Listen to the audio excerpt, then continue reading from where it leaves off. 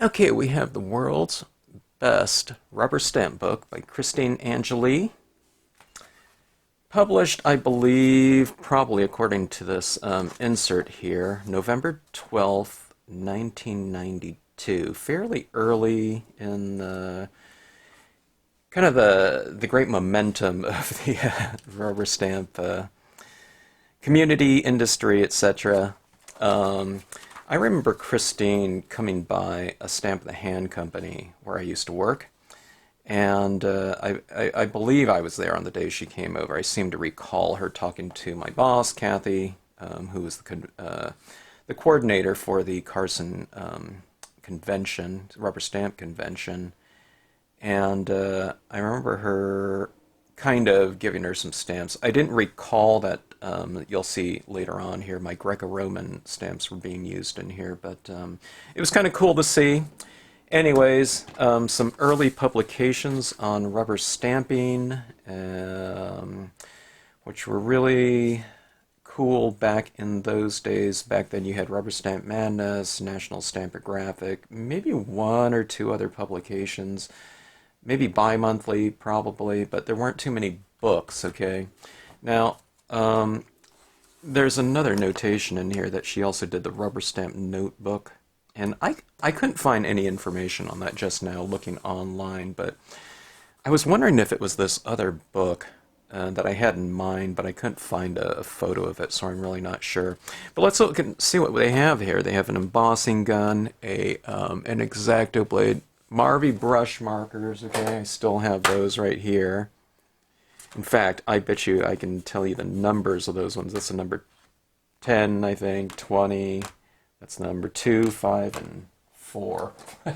If you guys can name those types of colors there in Marv, you've been stamping a really long time. But I can recognize some of these other stamps from other companies in here. There's Stampendous and Printworks, Commotion, etc. And at the time, I'll show you these stamps later on here, but there were these types of mounts that Rubber Stamp Madness used to use. See that right there? Kind of a plasticky type of thing with this little paper top on it. And that was different than your traditional wood mount stamp. Some people don't even know what wood mounted stamps are these days, you know, if they've kind of come up through the clear, you know, styles of rubber stamp or stamp incarnations. But these ones were some really early types of incarnations there, so it brings back a lot of memories. I used to do a lot of those coloring of those, you know, those little inserts, you know, for our stamps back at a Stamp in the Hand there. But look at this little baby clothing here with these little candies stamped on there. Really kind of retro, of course, and simplistic styles of applications of stamps in comparison to, you know, today. But anyways, here's the different supplies here. I'm surprised to see the solid color stamp pad here. I'm guessing that doesn't look very raised to me, and I don't know what type of pad that might have been. They were making raised pads back then, though, because I noticed they have a notation here about rainbow stamp pads, where they color the pads kind of by hand, and those used to bleed into each other. Glitter glue, paper, stamps, and of course just all it was wood-mounted stamps. When people used to buy unmounted stamps like that, if they did, they would mount them to wood. So you'd see companies selling wood blocks at conventions, and also the double stick cushion that adheres the rubber to cushion and then from cushion to wood. So dry glitter, embossing powder, pigment ink pads. Okay, pigment ink pads were around at the time. I'm sure those ones are clear snap color box ones, and here's a glue stick. So I mean, that probably covered a lot of the basic supplies, unless you're talking about household items where people were using things like baby wipes and things like that to clean their stamps off, cotton balls, Nerf balls for ink applications, and you know, and so on and so forth. You notice in the basic supplies here, there aren't any kind of ink transfer applicators in this listing of supplies here. That's because people were just making do with things. You know, I've come to start using some paper towels lately to apply my colors, you know. This is way before things like, you know, color box stylus tools were out there, etc. You know, different types of incarnations of ink application tools and methodology here. Okay, so anyways, this is just your basic book. It goes into stamp care and storage. Looks like they're cleaning stamps, and it says stack 5 paper towels on a cookie sheet and spray generously with a cleaning solution. So I'm guessing that stamp cleaning fluids weren't available at this time, you know, so I don't know what, you know, people were using. Some people used Windex, but then, you know, they said, hey, don't use that because it has ammonia in it and that could dry out your rubber over time. My personal favorite was just water, or if I did use anything, even today, it's still a little bit of a diluted simple green type of solution. And I think that conditions the stamps really well. But there are stamp conditioners as out there, you know, in addition to that. Storage, you know, when we're talking about wood-mounted stamps, we're talking about specialty storage types of mechanisms, drawers, etc. Getting started, stamping with the pad, coloring directly with rubber stamps with water-based markers, and that's what I have done a lot in my early days of rubber stamping. Like I said, we used to, you know, do those types of stamps where you had to color that little insert. Coloring on card after stamping. So no, there were, as I was mentioning in this previous video of mine, there was a brand of markers out there called Studio 2, which are alcohol markers. But before then, you were coloring a stamped image with Marvies, Tombos, Laplumes.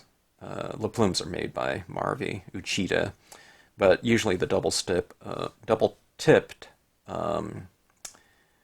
watercolor dye-based marker. All right. So sometimes back then, I don't know if they had things like StazOn or watercolor pads, you know. So sometimes you'd get, you know, a little bit of smearing if you didn't let your impression fully dry because you're going water into water-based, right? But look at these cards right here. So it looks like that stamp, looks like that one right there. They're using right there, a little rug right here. But pretty basic, but, you know, some different applications of those same stamps, you know, just stamped and colored in different ways, I'm sure they were trying to show. Right here, adding glitter, you know, with here's a glitter stick and here's a glue stick that she's using right there, and then pouring the glitter over, or just using that glitter glue. And there weren't too many different incarnations of glitter glue, as far as I remember. They probably started coming out a little bit later. But then you have glitter applications right here, so repeating patterns. Okay, I was just talking about that type of thing in a recent video about the repetition of form. Okay, so stamping out like that, doing these little borders like that, repetition of trees, you know, early maybe, I don't know, scenic stamping, I don't know if that's really a scenic stamping thing, but look at that. Repetition of imagery and using different values for what you want. Okay, there was a lot of solid imagery back then, okay? These ones were ones where you don't, you know, stamp out your image and color in between outlines. So here's a prime example. None of these stamps right here are those types of things where you color in after the fact. You do all the coloring on the stamps. So they did use that ghosting of imagery, you know, for a repeated form, but using different values and having those lighter forms going off into the distance. So, yeah. Okay, sponging and stenciling. Let's see what they used for a sponge. Okay, so they say, cut a sponge to a manageable size. So I don't know if they're talking about like a larger sponge. I mean, you know, like cosmetic sponges were out back then. But, you know, they're doing a little bit of dabbing. It looks a little bit rough because they're going with a you know, they're not using the cosmetic sponge in this one. I think they're having to cut it out themselves from a larger piece. But, going with this kind of hard edge type of thing like that, and just doing one layer kind of gives you a little bit of that edge like that.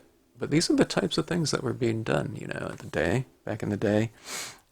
Sponging using a stencil or mask. So they've used some sort of stencil. Okay, it's a heart, and they've sponged that color in there, like so.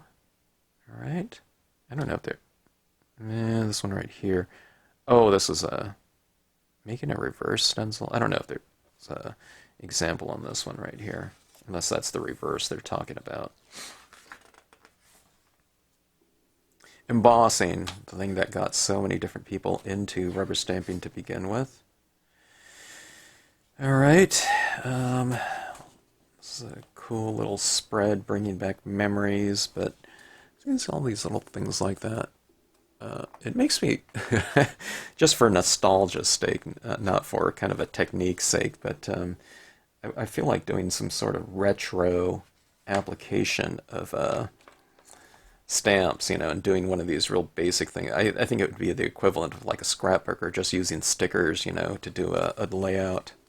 But I feel like doing something like this. Correcting your mistakes. Oh, the stamp positioner was out there at the time, so... Stamp-A-Barber was the first one to come up with that. It was just this lucite T-square, this clear one. And then I think Stampendous or something like that came out with another one right after that. But so just using that little lucite thing, and oh my god, I didn't get it, so you can go back in and do it again, right? Positioning right here with the stamp positioner, they wouldn't be needed these days. Well, I guess you could with an acrylic block with an unmounted stamp, but everyone was using, like I said, wood-mounted stamps back then, so you had that kind of T-square type of application. Straight border, okay, using that straight border there, for that, with that tool.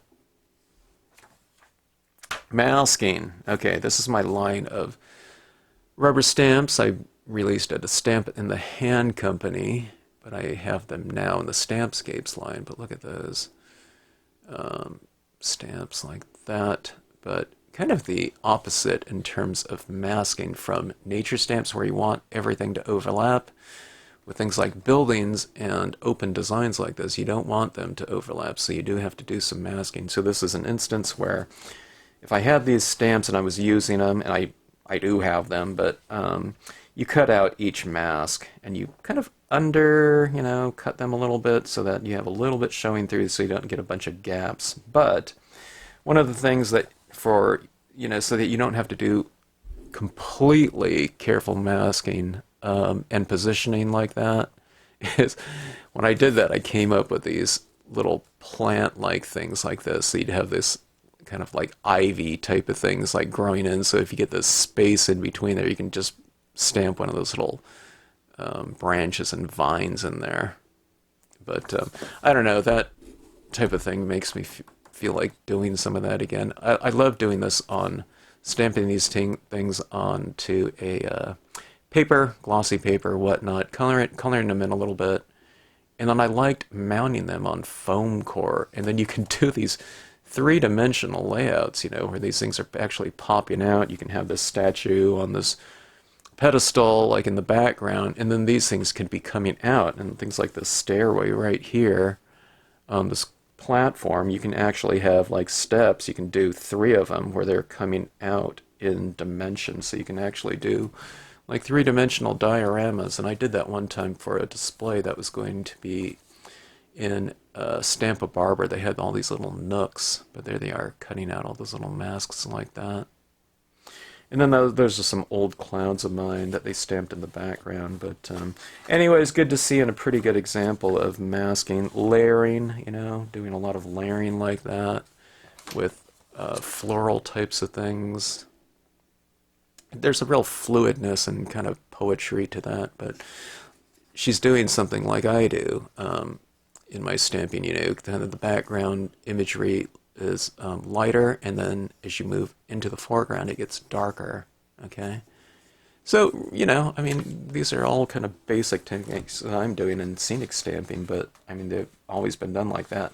That wouldn't necessarily be seen as like a landscaping style of technique, but it really is in terms of your overlapping and your usage of value to create depth. So you can create depth in this little pot as well. Die cuts, huh? I guess die cuts, making your own die cuts. By using your imagination, you can find items around your house to trace.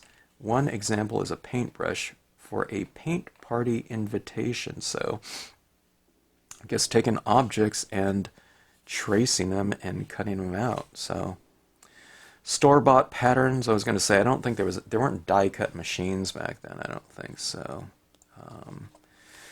Simply cut your own design and trace it onto cardstock. So, yeah. You were making it your die, making your own die cuts. Pop-up cards, okay. Fun little pop-ups like that. Fabric stamping. I don't see this really being done too much anymore. Kind of a lost form. I don't know, have any of you ever done any fabric stamping? Like I said, I haven't seen it done in quite a while, or talked about, or with... I haven't seen any posts. I guess that would be kind of a better indicator of the application of these different types of techniques and usages of stamps. Glossary, pigment ink pad, pop-up card, stamp pads, fade outs. And that is it. The World's Best Rubber Stamp Book by Christine Angeli. Mark Publishing out of California here. So, I don't know. I've always wished that someone would do kind of some kind of little history of rubber stamping. I mean, it doesn't go back huge, in terms of, relatively speaking, but in terms of the stamp industry, we've seen a lot of things come and go, and I don't know, when I think about it, there's not a lot of things being kind of recorded, so I've always kind of wished that, someone would do some interviews or something like that, and I don't know, I've come to realize maybe I just have to do these types of things, so periodically I'll go through my, my bookshelves here and pull out things like this, but it's kind of cool to see what was kind of being done back in the day. And I think I'm going to do some kind of like retro application of stamps, retro for me at least, in terms of maybe just doing some sort of scene, and maybe I'll just only use markers and stamps and I don't know, the paper towel is fairly retro and I've been doing that, but I'll use it in a way that I might have been using it back in the early 90s.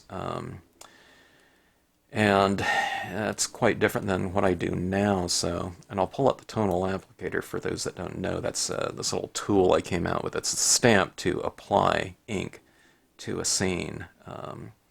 Not in 91 or 92, but more around 93, 94. So, I don't know, I'll try something like that.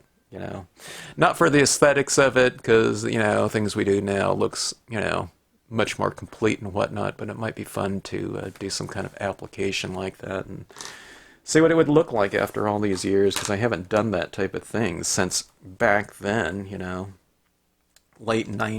to late 90s or something like that, so I should see what it would look like, being applied now. So I'll look for my Tonal Applicator stamp. I'll see how many different ink pads I have. I'll probably need to re-ink some of these. Some of these probably go back to 94 or something like that. These are some really old pens right here, but I'll see what I can come up with. Anyways, does anyone have this book, or have any of you seen it? There's another book by Christine too, and like I said, I looked on eBay and Amazon. I couldn't find any information on the other ones. So, anyways, yeah. Thanks for watching. Hope you enjoyed it. Thanks as always for tuning into the channel.